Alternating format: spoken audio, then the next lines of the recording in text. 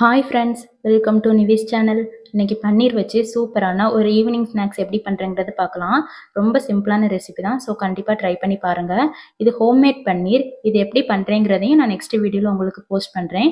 இப்போ இதுக்கு தேவையான மசாலாலாம் ரெடி பண்ணிடலாம். அதுக்கு கொஞ்சமாக வத்தல் பொடி, மல்லிப்பொடி, மஞ்சள் பொடி, கரம் மசாலா, உப்பு, ஹாஃப் லைம், கொஞ்சமாக தண்ணி ஊற்றி மசாலாலாம் நல்லா மிக்ஸ் பண்ணிவிட்டு கட் பண்ணி வச்சுருந்த பன்னீர் எடுத்து அதில் நல்லா கோட் பண்ணிடலாம். இதை ஹாஃப் அன் ஹவருக்கு அப்படி மேரினேட் பண்ண விட்டுறலாம். இப்போ ஒரு சின்ன பவுல் எடுத்து அதில் 2 டேபிள் ஸ்பூன் கார்ன்ஃப்ளவர் மாவு, கொஞ்சமாக தண்ணி ஊற்றி அதையும் நல்லா மிக்ஸ் பண்ணி வச்சிடலாம்.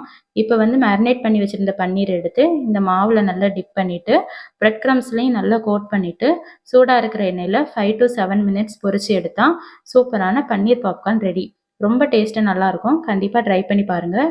இதுக்கு நான் ஹோம்மேட் மயோனைஸ் தான் செஞ்சேன். டேஸ்ட்டு சூப்பராக இருந்துச்சு. தேங்க்ஸ் ஃபார் வாட்சிங். Bye friends.